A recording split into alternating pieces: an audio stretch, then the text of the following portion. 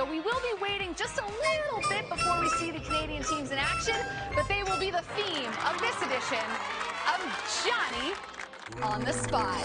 And Johnny gets the best intros or titles or whatever we call them for segments going at NHL Network. You do.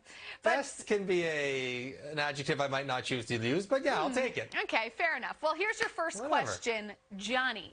Which general manager is sitting on the hottest seat entering this postseason from the North Division? That's a very good question. I mean, the temperature's always pretty high in Canada, but I think because Toronto and Edmonton will be pretty solid favorites heading into the first round, it would be one of those two general managers. If they were not to win, there'd be a lot of questions asked. Kenny Holland just got to Edmonton, so I don't think it's going to be him. I think it's got to be Kyle Dubas of the Toronto Maple Leafs. He's been around for a few years. He's done a lot of work bringing in veteran guys, Wayne Simmons, Joe Thornton, Bogosian, went out and got Nick Foligno, Ben Hutton, Stefan Nason, David Rittich. Like, he did some work. He knows this is the year. The Toronto Maple Leafs haven't won a playoff series since when, Jackie? Oh, don't 2004, just leave me alone I think it about is. it. It's Been a long time. 17 years. They have this window, and the window is this year. Freddie Anderson's a UFA, Zach Hyman's UFA, plus all those older players as well. It has to be Kyle Dubas, because if the Toronto Maple Leafs do not advance out of the first round, it will be mayhem in the city of Toronto. And a lot of people asking Kyle Dubas some really tough questions, as well as the players. So for me, it's got to be Kyle Dubas. Yeah, I think it's a good answer, because for a long time, what have we been saying about Toronto? Well, they're really good, but they keep running into these powerhouses in the first round. And not necessarily as an excuse, but it's always sort of a cachet. People are always bringing it up when talking about the Leafs' first-round exits. They don't have that excuse this year, because they have dominated that division all season long, haven't really been challenged. The only other guy I would probably bring up is Bergevin, because he's been in Montreal for so long, made so many moves in the offseason. If they don't, at least give the Toronto Maple Leafs a challenge or a test, do you think he's somebody that could be on the hot seat, Johnny? Well, his contract is up after next year, and that's a rarity that in Canada you go into your last year of contract as a GM. But, I mean, I think with the injuries and the fact that Toronto is a flat-out better team, it's a kind of comfortable out for Marc Bergevin, because look at the guys he signed. Toffoli's had an amazing year. Josh Anderson was fantastic. Jake Allen was just voted the team MVP, and Corey Perry gave great production per dollar. Now, Eric Staal hasn't been great there yet, but most of Bergevin's moves have turned out to be pretty good.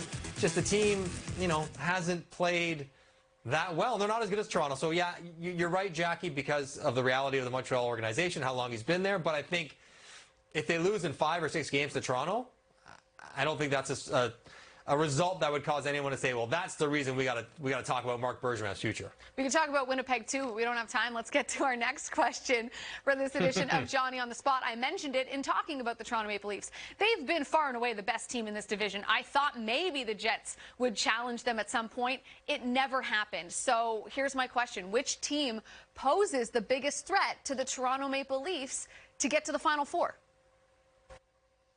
I think it's the Edmonton Oilers. I think it's Edmonton for 3 reasons. Connor McDavid, Leon Draisaitl, and Connor McDavid. Mike Smith.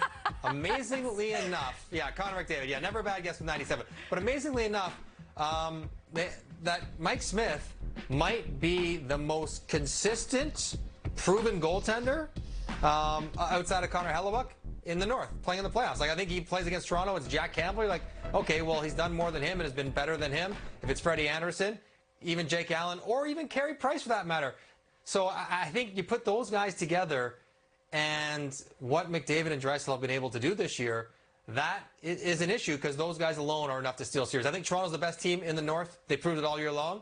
But if the stars align and those guys get hot, they alone can win a series. Matthews versus McDavid. Fans would love that in Canada in a playoff series. Please. That is for sure. And speaking of McDavid, 104 points. It's ridiculous. I still can't believe it's real, but here's a fun one for you.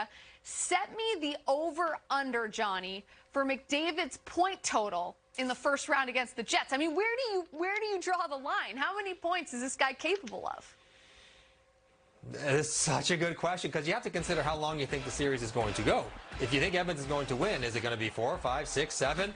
I'm setting the over-under at But, Jackie, can you believe it? 11.5 points. 11.5 points in what will be a 5 or 6 game series. He's going to average at least 2 per game.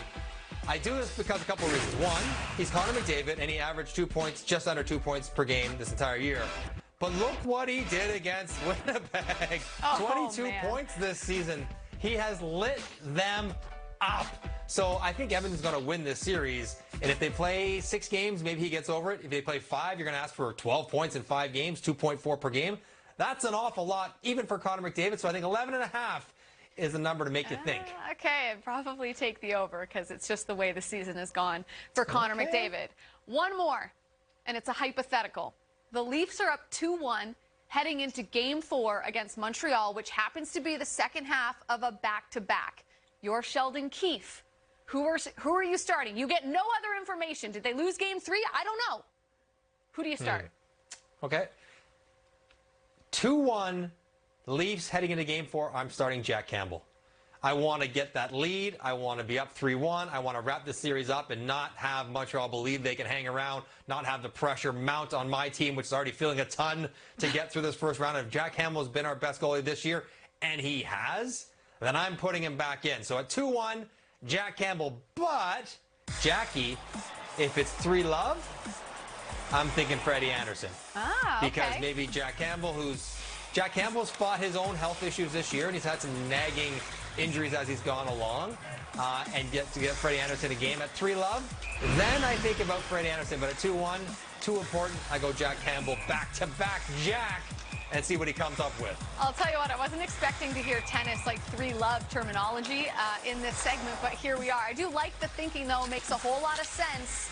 We'll see what the situation is going into Game 4, but no question. I mean, Jack Campbell has certainly earned to start the series and to play until it no longer makes sense, which may never happen. I mean, he may be the Leafs #1 all the way through, so we shall see. And it's a good thing they have Jack Campbell, because could you imagine if he wasn't able to step up when Freddie Anderson went down to injury? We could be having a completely different discussion about the Toronto Maple Leafs right now.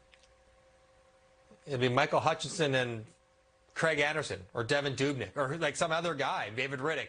Yeah, it would not feel the same. But I think Jack Campbell statistically has kind of been a top 5 goalie this year. Wow. So top 5 goaltending with that roster in this division makes them the favorite, pretty significant favorite to get to the semifinals. Don't get too excited, Jackie, but it's true. Oh, listen, being born and raised a Leaf fan, I learned long ago never to get excited until the games are done. And it hasn't happened very often in my life. So this has been a great segment. Thank you, Johnny.